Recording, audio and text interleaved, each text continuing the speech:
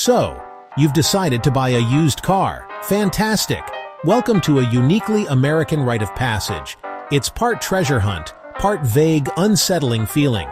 It's like online dating. Instead of someone lying about their height, you might get a sedan that acts like a submarine in the rain. The goal is simple. Find a reliable, reasonably priced vehicle to get you from point A to point B. The reality: scrolling through thousands of blurry photos, deciphering cryptic descriptions, and wondering if ice-cold AC is real or just wishful thinking. This is a psychological marathon. First, a surge of optimism when you find a pristine-looking 2012 Honda Civic for an unbelievably low price. Then, crushing despair when you realize the ad was posted by someone who spells Toyota as Toyota, and the car has a salvage title. But don't worry, this is normal. The key to survival is knowledge and a healthy dose of skepticism. And remember, if a deal seems too good to be true, it probably involves a family of raccoons who rewired the electronics with twigs and gum wrappers. Let's get you prepared to navigate this chaotic marketplace with confidence, or at least the ability to pretend you know what you're doing. The American used car market is a vast, bewildering ecosystem. You'll find meticulously maintained garage queens, and rust buckets held together by duct tape and sheer willpower. You'll meet sellers who provide a 30-page Carfax report, and sellers with a detailed maintenance history. And you'll also meet sellers whose entire description is, runs good, cash only, no lowballers, I know what I got. You're Sherlock Holmes, but instead of Victorian London, you're solving whether a 2008 Ford Focus has its original transmission. So grab your magnifying glass, or just zoom in on the pictures, and let's begin the great American car hunt. All right, let's start with the big leagues, the major online platforms. Think of AutoTrader and CarGurus as the massive, well-organized department stores of the used car world. These sites are designed to make you feel safe and in control. They aggregate listings from thousands of dealerships, private sellers, giving you an enormous inventory to browse from the comfort of your couch. The search filters are your best friend here. Make model, year, price, mileage, color, and even whether the car has heated seats. A ridiculous luxury until a chilly February morning in Minnesota. This level of detail is a huge advantage, allowing you to be incredibly specific about what you want. The biggest pro of using these platforms is the sheer volume and organization. You can easily compare similar cars from different sellers, and the sites often provide helpful data, like how a car's price compares to the market average. CarGurus, for example, has its own deal rating system, labeling listings from great deal to overpriced. These sites also tend to feel more professional. The listings usually have plenty of high-quality photos, detailed descriptions, and often include a free vehicle history report from services like Carfax or AutoCheck. It's a structured environment designed to minimize chaos, which is a welcome relief in the often chaotic world of car buying.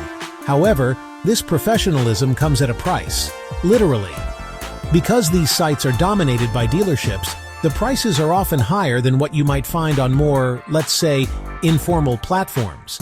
It's a trade-off, more money for less hassle. Another thing to keep in mind is that even on these polished platforms, you still need to be vigilant. A fancy listing from a dealership doesn't automatically mean the car is perfect. Now, let's venture into the digital equivalent of a chaotic, unregulated flea market. Craigslist Facebook Marketplace.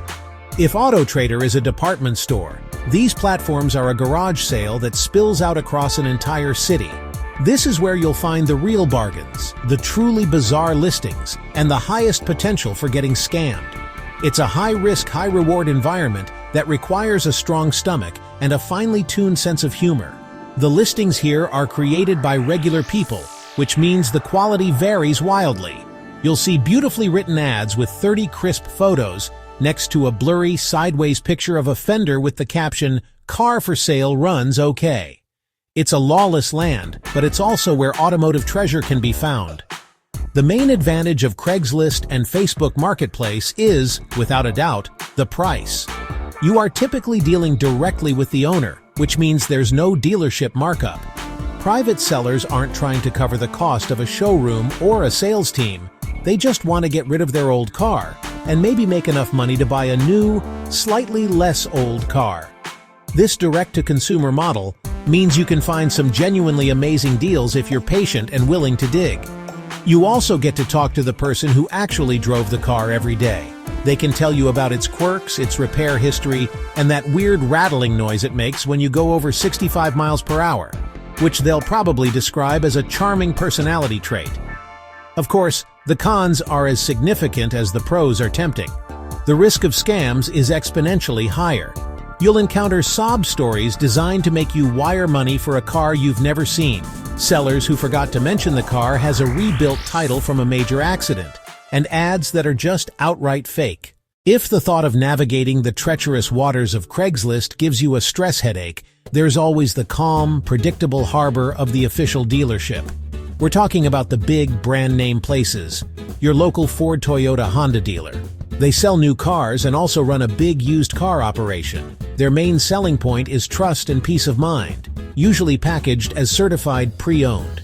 A CPO car is a used vehicle that's been inspected, refurbished, certified by the manufacturer. It's the closest thing to new without the new car price. Big benefit, warranty. CPO warranties often cover major parts like the engine and the transmission.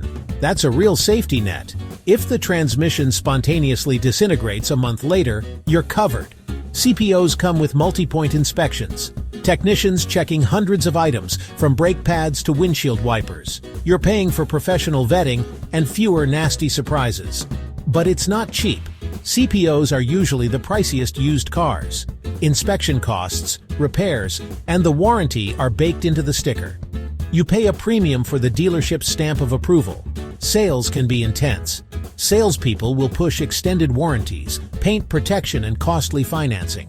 Be ready to say no, firmly. Remember, certified pre-owned is a marketing term. Inspection thoroughness varies. Final tip, do your homework. Get an independent mechanic to inspect it, read the warranty fine print, and don't assume a shiny lot equals a perfect car. Somewhere between the wild west of Craigslist and the polished floors of an official dealership lies the local independent used car lot. You know the ones I'm talking about, named Honest Abe's Auto or Quality Redez, extra Z for extra quality, adorned with flapping plastic flags and a giant inflatable gorilla. These lots are a mixed bag. They get inventory from trade-ins and auto auctions. Quality can be surprisingly good or terrifyingly bad. The appeal? A decent deal and a more laid-back, less corporate sales experience. Often the owner, think Bob's Budget Cars, is the salesperson. Negotiations feel more personal, less rigid, more pricing flexibility due to lower overhead. You might save a few thousand compared to big dealerships. Great spot for older, higher-mileage cars dealerships won't touch. Perfect for someone on a tight budget who only needs basic transportation. But risks are substantial. Biggest risk? Lack of oversight and regulation. Some dealers are honest business people, others are masters of disguise making bad cars look presentable. Watch for buy here, pay here in-house financing. It often carries sky-high interest and predatory terms. Warranties are rare and limited. Signs reading as is, no warranty, mean once you drive off, it's on you. The burden of verifying condition falls on you. Be skeptical and on high alert. Insist on a pre-purchase inspection by your own trusted mechanic. Don't let the dealer push their guy down the street. An independent inspection is your best defense. Before you ever leave your house to see a car, you can learn a tremendous amount just by carefully analyzing the online ad. Think of it as the car's resume. A good resume is detailed, professional, and free of spelling errors. A bad one is vague, sloppy, and raises more questions than it answers. The first thing to look at is the photos. How many are there? A seller who is proud of their car will post at least 15 to 20 pictures showing every angle. Exterior, interior, engine bay, trunk, and even the odometer.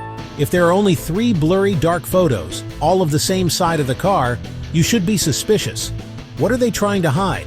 Probably a giant dent or, a family of squirrels living in the passenger seat. Next, read the description with the critical eye of an English teacher. A well-written, detailed description is a great sign. It suggests the seller is organized, transparent, and has nothing to hide. They'll list the trim level key features, recent maintenance, like new tires and brakes at 80,000 miles, and the reason for selling. On the other hand, A description that says 2010 Ford runs good, needs AC work, call me, is a field of red flags. The lack of detail, the poor grammar, and the immediate mention of a problem are all warning signs. And if they can't be bothered to spell basic words correctly, what other corners have they cut in maintaining the car? My personal rule, if they spell it Camry, you should probably keep scrolling. The VIN, or Vehicle Identification Number, is the single most important piece of information in the ad. This 17-digit code is the car's unique fingerprint. A seller who freely provides the VIN in the ad is demonstrating transparency. A seller who refuses to give you the VIN or gets weird about it is almost certainly hiding something.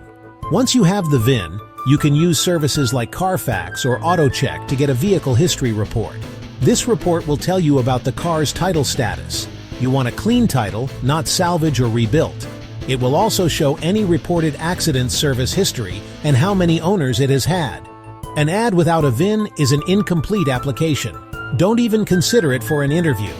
Finally, pay attention to the price.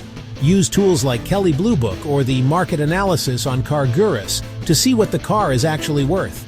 If the asking price is significantly below market value, your alarm bells should be ringing at full volume. Nobody gives away a perfectly good car for thousands of dollars below its value out of the kindness of their heart. There is always a reason. One of the most entertaining and, honestly, dangerous parts of browsing used car ads is learning to translate seller speak. Private sellers and shady dealers have their own special language, a vocabulary of euphemisms to downplay serious problems. Mastering this language is crucial to your survival. Let's start with a classic: needs minor work. This is the most loaded phrase in the used car lexicon. Minor work could mean it needs a new air filter. Or it could mean the engine is about to explode in a glorious fireball. It is never, ever as minor as the seller wants you to believe. Assume minor work means major, expensive, potentially unfixable. Another favorite, AC just needs a recharge. Sounds simple, right? A $50 recharge and ice-cold air. Reality, the AC is a closed loop. If it needs a recharge, there's a leak. Leaky compressor, punctured condenser, cracked hose. No one sells a car that only needs a $50 fix. Read needs a recharge as the entire AC system is broken. Let's talk other common phrases. Runs great, but is always a setup for bad news. Whatever comes after the but is what matters. Runs great but has a check engine light. It does not run great. Highway miles suggests less wear. Maybe true, but 200,000 miles is still 200,000 miles. Custom should strike fear. Custom exhaust =obnoxiously loud may fail emissions. Custom paint job =, may be spray painted in a garage to hide rust. Be wary of non-professional modifications. Vague, positive-sounding descriptions.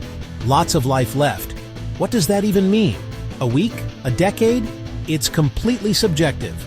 A real head-turner could mean it's a beautiful car, or it could mean it makes a sound so horrible that people turn to see what's about to break down.